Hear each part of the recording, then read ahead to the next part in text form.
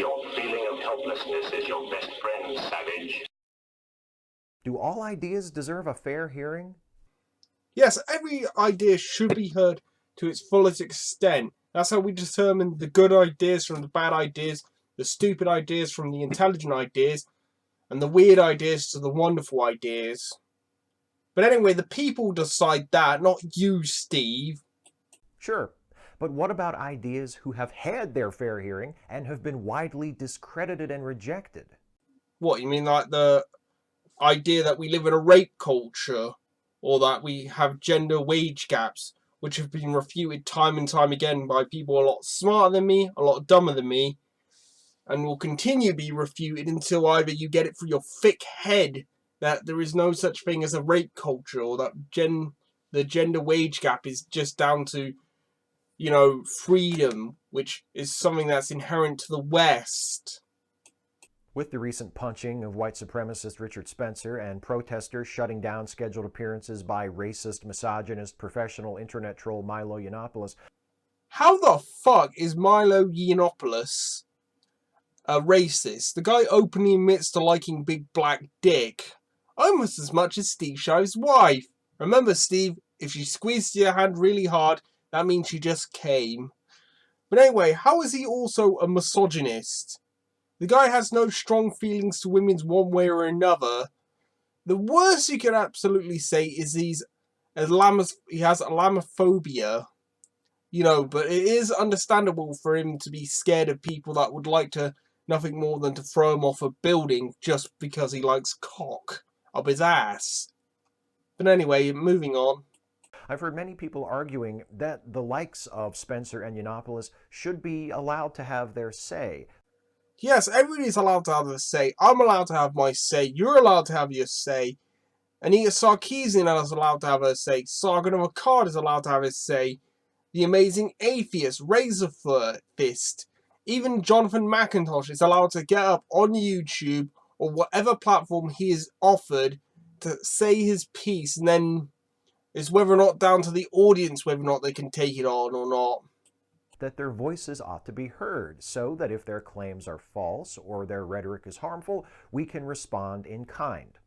I know he's having a straw man moment, but I actually agree with this statement to a point. It's kind of a shame that he's going to go downhill into the depths of stupidity rather quickly. With the truth, or with better ideas. It's kind of a shame that he means his own ideas, or the ideas that his wife constantly beats him in the ass with, but anyway, moving on. The people making these arguments are, for the most part, good, well-intentioned people. Many of them are just as disgusted by Yiannopoulos and Spencer as I am. Anyway, even your own disgust or your own offense to something does not give you the right to silence another person. At best, you can refute them or try to bring them down, but what you're doing or what other people are trying to do isn't silencing Milo Yiannopoulos. They're actually making him stronger. You take away his Twitter, he goes on Fox News or CNN or a few other news channels and says that they're trying to silence him. You cause a big riot, which results in the property damage of a few 100,000. He goes on to a news networks, and his book goes up was it 150,000% or something, almost 25 times, and the thing hasn't even been released yet. In fact, I'm probably gonna, after this video, if I can remember, I'm gonna actually order a copy of Milo Yiannopoulos' book. It could be an interesting read. Heck, I'll even do a review of it if I can get hold of a copy after this video. Well, that's an idea for the future. Anyway, moving on, I'm starting to ramble a bit here. They're motivated by their dedication to free and open discourse. And you have a problem with that because you're an authoritarian, or should I say your wife is an authoritarian who beats you every night. In fact, I'm actually surprised that Steve Shives isn't doing this video with a black eye. But anyway, yes, they are to a point self-serving to the freedom of speech. It's because it's one of the very few things that's worth fighting for, worth killing for, and heck, even worth dying for. to the principle that no idea should be suppressed. Yes, I do think there is no idea that should be off limit. Because admittedly, as soon as you start oppressing one idea, then eventually, sooner or later, all your ideas are going to be oppressed because they're offensive to somebody. Admittedly, your ideas are offensive to me right now, but you are allowed to say them because we live in a free and open society. Nobody should be sent to prison for thought crime. Nobody should be sentenced because they writ something on Facebook or Twitter. Personally, I barely use my Twitter these days, but anyway, I'm starting to rambling a bit here, so I'm going to move on. And in principle, that's a fine notion, particularly when we're talking about the role the government plays in regulating speech. Do we want the state stepping in and saying that there are certain things we just can't say, no matter how vile those things might be? Because I don't want the government telling me what I can or can't read, watch, play, who I can or can't talk with, who I can or can't assemble with. Because admittedly, as soon as you start saying that, you would go down the road of authoritarianism, and before you know it, we're goose stepping and having every single freedom stripped away from us. No, I don't think most of us would want that. But does that mean that every propagator of every theory and ideology is entitled to a platform and an audience? Well, they're not entitled to anything, but they have to work towards their platform. They have to work to get invited to CNN, Fox News, the colleges and the universities. Heck, the way some people were talking about this, you think that Milo Yiannopoulos turned up to this saying, I'm going to talk right now and everybody's going to listen to me. No, most of the times he's invited to these places. And usually you get some short-sighted numbnuts trying to silence them by pulling the fire alarms, or releasing air horns, or running up on stage, or covering themselves in pig's blood. Or was it fake blood? I can't really remember off the top of my head. No, of course not. And since when has that ever been the case? We ignore people promoting what we have come to regard as bad ideas all the time. Just like what's happening with you, Steve. You're barely pulling in 1,000 views per video. And considering you have 52,000 subscribers at this moment, which is slowly going down by a factor of 2, which means in about 90 years you're going to hit 0, which okay is kind of... But considering my growth is bigger than yours, my one being about 2 subscribers a week, okay, I'm only pulling in 100 views per video, but there's a big difference. I'm relatively small and new at this game, and Steve has been at this a lot longer than me and produces a lot more videos than me. It happens in science, it happens in politics, it happens in our everyday lives. There comes a point where the argument is over. And who gets to decide that, Steve? You? I don't think so. It's the general audience who do this. They decide to engage in what other arguments they want to, as long as they want to, as long as they're able to. And they can just simply turn off, do something else as soon as they get bored or they feel like the discussion is over. But some people will pick up where they left off and will continue so long before we were born, and will continue long after we're dead, buried, and our descendants are picking up whatever end of the spectrum that they want to. Where continued discourse on the matter would be of no use to anyone other than the most stubborn, die-hard supporters of a roundly rejected position. The thing is, it's not just better ideas that defeat bad ideas. My friend Eli Bosnick made this point on Twitter a few days ago. I'm saying he's my friend, but we don't really know each other that well. I like him, I think he likes me, so I'm saying he's my friend. And if Eli has a problem with that, he can come find me and I'll take care of his problem for him. How about that? Actually, no, forget that last bit. Eli and I have only met in person once and we're about the same size, and I can't fight, like, at all. So if he can handle himself even a little bit, that might go really badly for me. Am I the only person? What the fucking hell was up with that random tangent? He might as well have cut that out of the video entirely and it would have flowed a lot better. My casual acquaintance Eli Bosnick made this point on Twitter a few days ago. Refuting bad ideas with good ideas is important, but so is removing bad ideas from the discourse.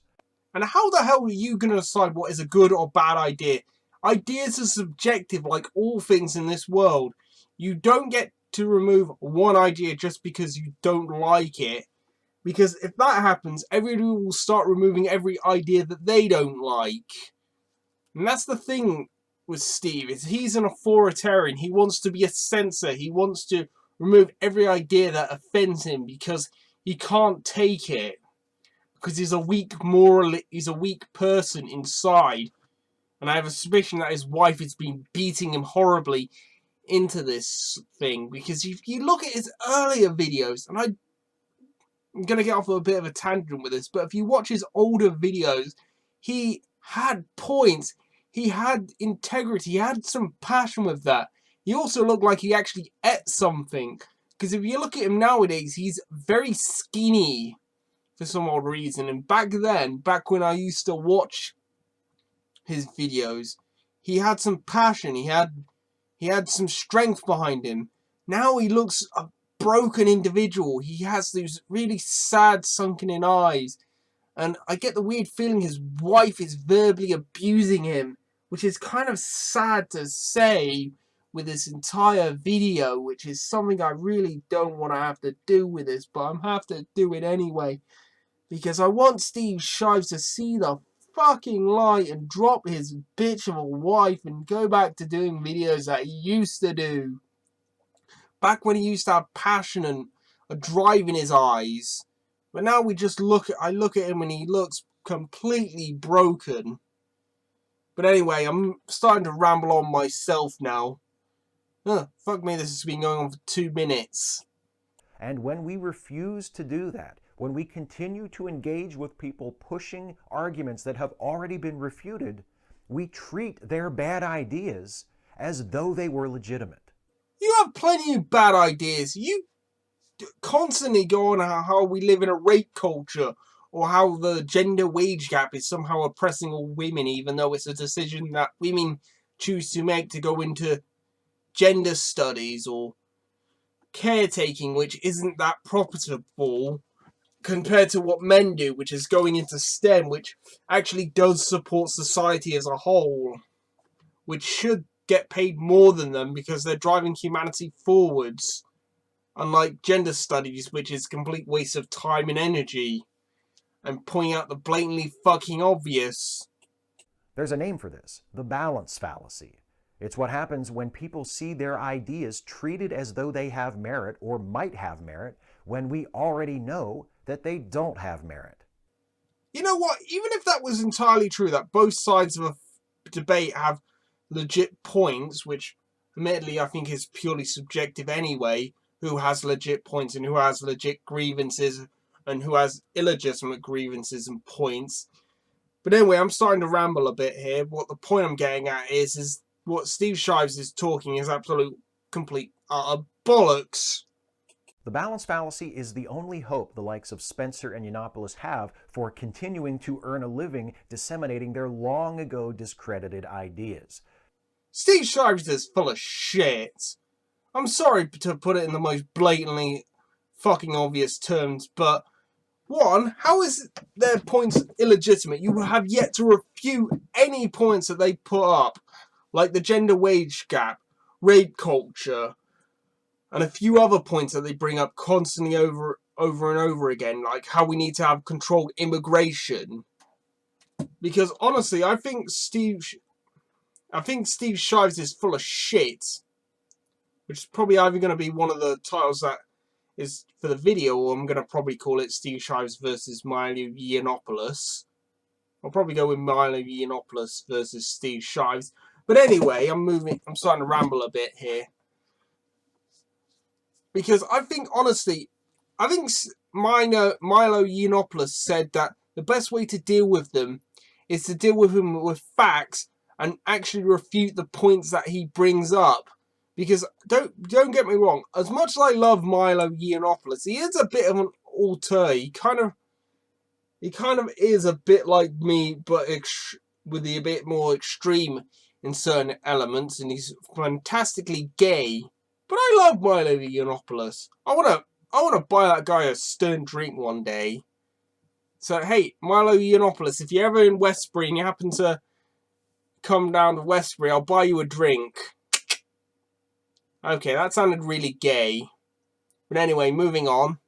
That's why they lean so hard on their warped, self-serving caricature of free speech, which in their interpretation includes not only the right to speak, but also the right to a microphone and an audience.